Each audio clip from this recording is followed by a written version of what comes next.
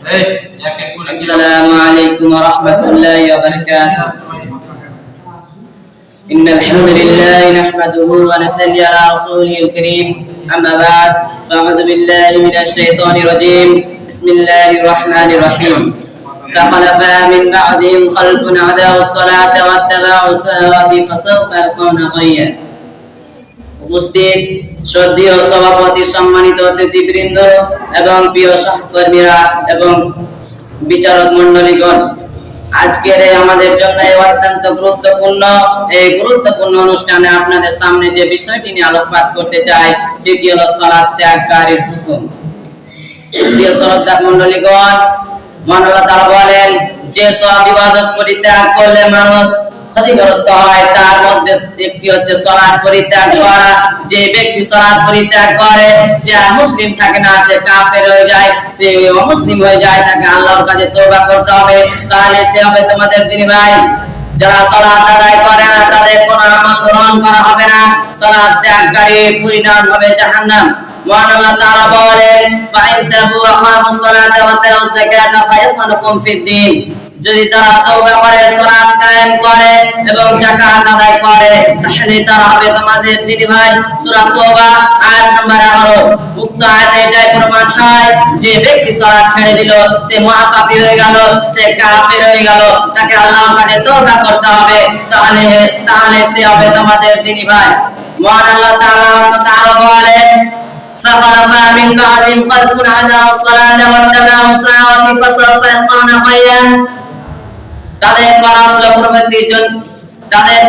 পূর্ববর্তী প্রজন্মের লোকেরা, তারা সালাতকে নষ্ট করলো এবং কুপ্রবৃত্তির অনুসরণ করলো, তারা অচিরেই ধ্বংস হবে। সূরা মারিয়াম আয়াত নম্বর 59।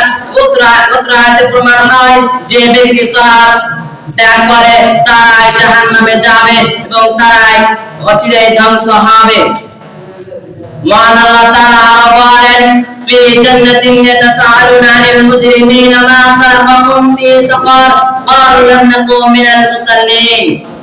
জান্নাতীরা একে অপরকে অপরাধীদের সম্পর্কে জিজ্ঞেস করবে তোমাদেরকে কিসের কারণে সাকর নামক জাহান্নামে নিক্ষেপ করেছে। তারা বলবে আমরা পৃথিবীর ময়দানে সালাত আদায়কারী ছিলাম না, এই সালাতকে জীবন থেকে দূরে রেখেছিলাম, তাই জন্য আজকে আমাদের এই সাকর নামক জাহান্নামে নিক্ষেপ করেছে। সূরা মুদ্দাসির আয়াত নম্বর 40 থেকে 43। উক্ত আয়াতে প্রমাণ হয় যে ব্যক্তি সালাত আদায় করে না তাকে জাহান্নামে যেতে হবে, তার ঠিকানা হবে জাহান্নাম। আনাস রাদিয়াল্লাহু তাআলা বলেন রাসূল সাল্লাল্লাহু আলাইহি ওয়াসাল্লাম বলেছেন أول ما يحاسب به العبد يوم القيامة الصلاة فإن صلحت صلح سائر عمله وإن فسدت فسد سائر عمله। কিয়ামতের দিন মানুষকে সর্বপ্রথম সালাত সম্পর্কে জিজ্ঞেস করা হবে।